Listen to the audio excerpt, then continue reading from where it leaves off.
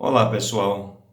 Mais uma vez vamos falar um pouco de história, dessa vez da história da Paraíba e a revolta de Princesa e o presidente João Pessoa assassinado no Recife. Esses fatos marcaram a Paraíba para sempre. E talvez por causa desses fatos, um governador da Paraíba, que hoje é acusado e condenado por corrupção e desvio de dinheiro, fez uma homenagem muito grande a um dos protagonistas da revolta de 1930, que era João Suassuna, pai de Ariano Suassuna.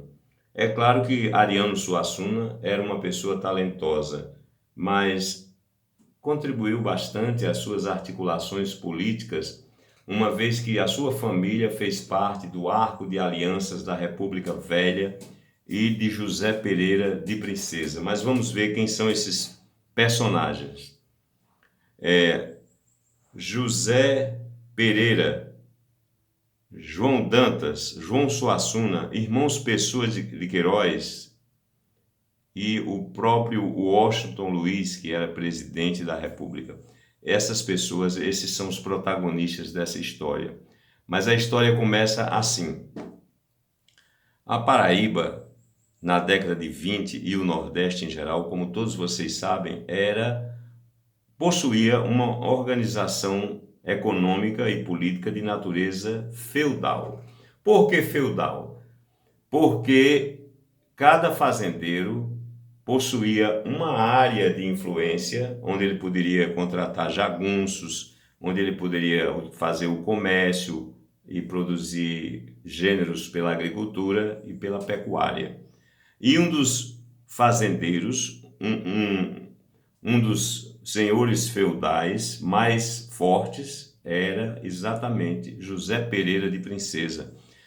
Porque além de ser fazendeiro, de ser criador, ele também era um comerciante. E as mercadorias que ele comercializavam não vinham da Paraíba, de João Pessoa, e sim do Recife. Havia uma ligação muito grande entre o Pernambuco e Princesa Isabel, que é o nome da cidade até hoje, na região sudoeste da Paraíba. Então essa região foi muito influenciada por Pernambuco, pelo comércio de Pernambuco, mas era e durante muitos anos foi, e ainda hoje tem resquícios de uma estrutura feudal, exatamente como os feudos na Europa antes do surgimento do Renascimento.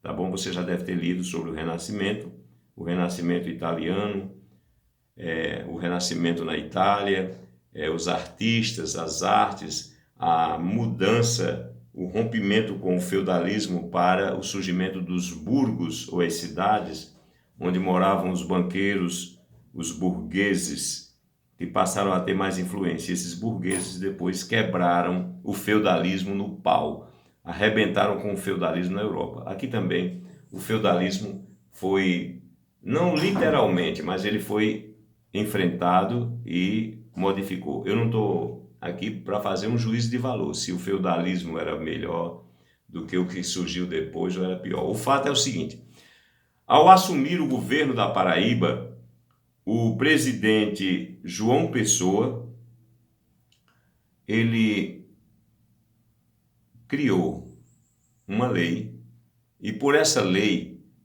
as mercadorias que chegassem pelo Porto de Cabeleiro, ou seja, oriundas de João Pessoa, teriam uma tributação muito menor. E aquelas que viessem do estado de Pernambuco, através do interior, seriam tributadas de uma forma desleal, de uma forma absurda.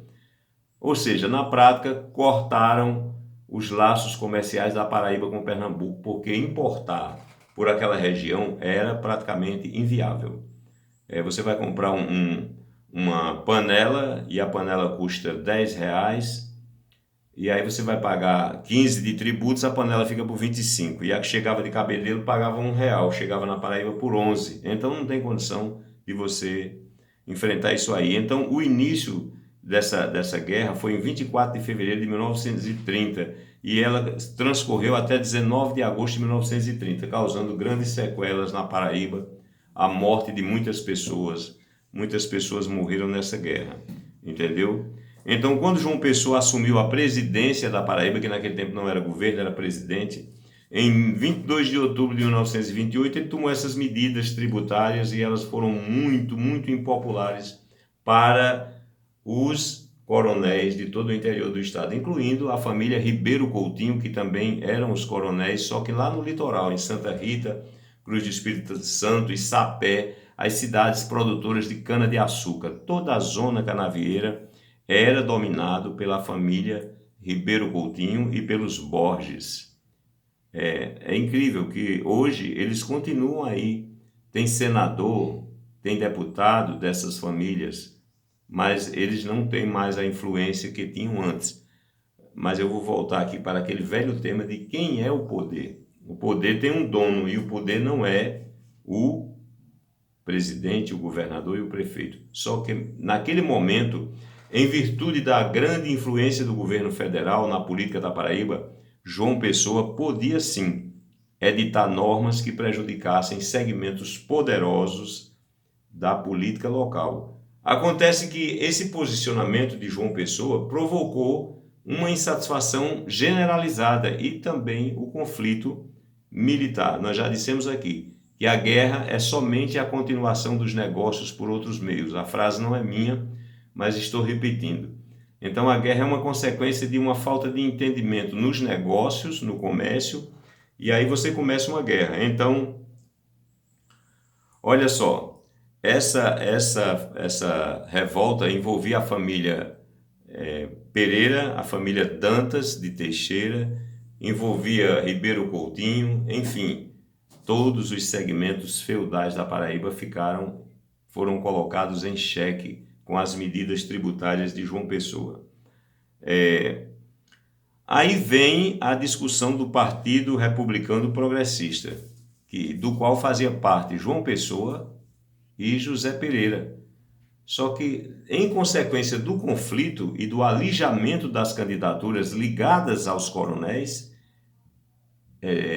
José Pereira resolveu mudar de partido e ficou, então, assumindo a legenda do Partido Revolucionário Conservador, que era o partido de Washington Luiz. E realmente Washington Luiz conseguiu mandar armamentos e ainda trouxe um japonês. Aí eu volto para a velha questão do Brasil, a desqualificação, o despreparo, o analfabetismo, a incipiência cultural e educacional do brasileiro, uma coisa que nenhum político mexe, porque quanto mais imbecil, quanto mais analfabeto, quanto mais idiota um povo, mais esse povo é fácil de ser dominado. E é assim que há séculos os líderes, os governantes do Brasil mantêm esse país amarrado no toco cruel da ignorância, para que continue. Não tem direita, não tem esquerda, não tem centro. Vamos deixar de lado essa discussão ideológica e vamos partir para o seguinte: quem é político no Brasil sempre está querendo escravizar. O prefeito escraviza com a entrega de um peixe na Semana Santa. O governo federal escraviza com o Auxílio Brasil, o Bolsa Família, o Vale Gás, e assim vai deixando cada dia as pessoas mais idiotas, analfabetas, imbecilizadas, entendeu? E foi isso que aconteceu. Não tinha um cara que soubesse operar uma metralhadora Hotchkiss de fabricação francesa. Era preciso trazer o quê? Um japonês, porque o Japão era uma potência já emergente e não era uma potência porque tinha recursos naturais, território como o Brasil. Era uma potência porque os seus dirigentes contrataram as pessoas mais qualificadas do mundo para ensinar o japonês como operar. Você já assistiu O Último Samurai? Naquele filme mostra que eles mandaram buscar militares americanos altamente qualificados para ensinar os japoneses a matar. E, de uma maneira bem mais atenuada, isso aconteceu em Princesa. Um japonês que é pai de um dono de um hospital lá em João Pessoa, Ítalo Kumamoto, era o homem das armas, o homem que sabia mexer com as armas e ensinar aqueles jagunços a operar uma arma, tá bom? Então, olha só, houve uma ruptura total dos coronéis do sertão com a administração estadual e com o apoio de João Suassuna, Oscar Soares, Pedro Firmino, o padre Manuel Otaviano, Inácio Evaristo, Cícero Parente, Nilo Feitosa, Duarte Dantas, essas pessoas caíram fora do esquema de João Pessoa para entrar no Partido Republicano Conservador, RPC, que é a mesma sigla de República Popular da China, mas que não tem nada a ver. Então, pessoal, vamos aí analisar esse fato. O que acontece depois? O que acontece é que depois o presidente João Pessoa nega apoio à candidatura proposta por Washington Luiz, fica do lado dos revoltosos que se tornariam vitoriosos na Revolução de 30, dentre eles Getúlio Vargas e outros, José Américo de Almeida. E então, olha só o que acontece. Um rapaz chamado João Dantas vai lá em Recife e atira na caixa dos peitos de João Pessoa, assassina João Pessoa. E aí, com a morte de João Pessoa, exatamente, o corpo de João Pessoa foi o fermento, foi o estupim, foi a espoleta da Revolução de 30. Porque pegaram aquele corpo e saíram, colocaram num navio e saíram de capital em capital fazendo uma homenagem e mostrando que a velha república era muito cruel, era assassina, tinha mandado matar um presidente, o presidente João Pessoa da Paraíba. E graças àquele defunto que foi usado e abusado, aconteceu a rebelião e, por fim, o triunfo da Revolução de 30, o triunfo de Getúlio Vargas. Ou seja, o Brasil teve ali uma ruptura, ele perdeu a estabilidade, porque a estabilidade de uma nação é fundamental para o seu progresso. Você não vai ver nunca esse país indo para frente com impeachment, já houve impeachment de Collor, de Dilma, com golpe militar, a não ser que haja um golpe militar e nunca mais ele saia. Aí, com certeza, haverá sucesso na empreitada. Mas na medida em que você dá um golpe, aí tem a redemocratização, aí vem um tumulto, aí vem uma Constituição de 1988, aí você arrebenta as cordas do país e ele vai realmente cair. Então, você entendeu o que aconteceu entre 1928 e 1930? Ocorreu uma guerra na Paraíba. Nessa guerra, o governo central, o governo de Getúlio Vargas, mandou viaturas, caminhões repletos de soldados armados e municiados, mas todos foram derrotados fragorosamente pelos jagunços, porque o João Pereira, ele também pediu ajuda aos cangaceiros, que eram pessoas qualificadas, que sabiam atirar, conheciam a selva, no caso a caatinga, né? Não é selva, é uma caatinga, mata cinzenta na língua indígena. Se você não conhece o Nordeste, venha visitar a Caatinga. Realmente, a única caatinga que tem na Caatinga é a Caatinga do Gambá.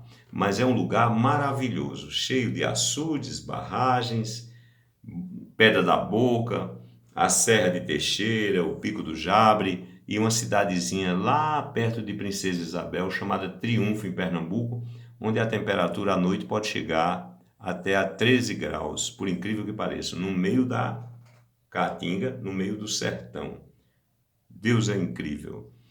Então, se você realmente gosta das nossas aulas, compartilhe, curta, participe desse canal, faça a sua crítica. Nossas aulas não são perfeitas, porque eu não tenho teleprompter e também eu faço uma pesquisa rápida para acrescentar alguns fatos.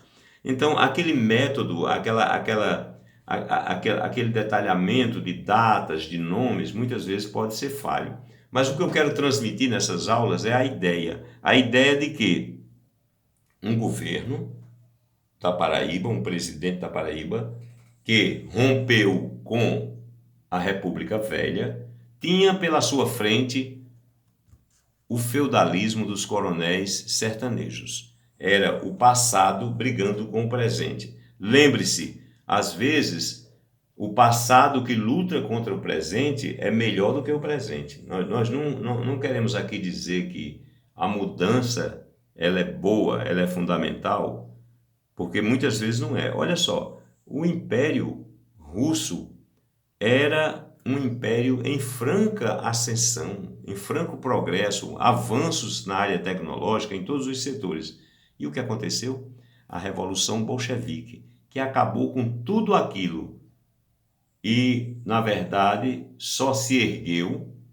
o país só se ergueu porque a Segunda Guerra Mundial propiciou à Rússia, à União Soviética, um grande progresso na área de armamentos, e então a União Soviética, armada até os dentes, ganhou muito dinheiro, principalmente na África e na América Latina, vendendo armas, espalhando a guerra, vendendo armas e gerando conflitos. E assim ela realmente conseguiu um avanço científico e tecnológico muito grande, porque a guerra ou a possibilidade de guerra acelera o desenvolvimento, a pesquisa, ou seja, todo mundo vai procurar uma saída. É na guerra que surgem as grandes invenções. Muita coisa foi descoberta durante a guerra, foi inventada durante a guerra. Uma delas que você não gosta, porque você com certeza é um pacifista, é o fuzil AK-47, desenvolvido por um sargento do exército soviético chamado Mikhail Kalashnikov. Então, essa arma foi desenvolvida no finalzinho da guerra, e mostra que a natureza humana funciona assim. Quando a coisa aperta, os neurônios, as sinapses funcionam. Quando você vai para a zona de conforto, aí você vai e enfraquece. O que é que está acontecendo com os Estados Unidos?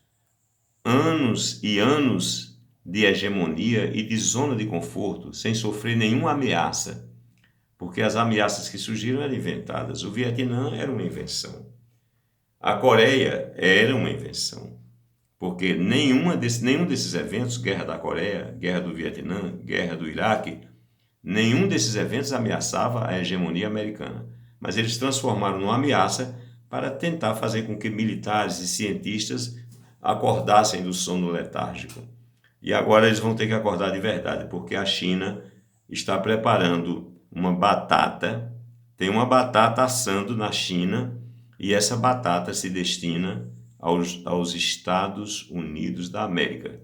Um abraço para você, um abraço, minha querida amiga Núbia, que está me assistindo agora nesse momento e assiste os vídeos várias vezes. Eu agradeço a você e não esqueça de se inscrever no canal.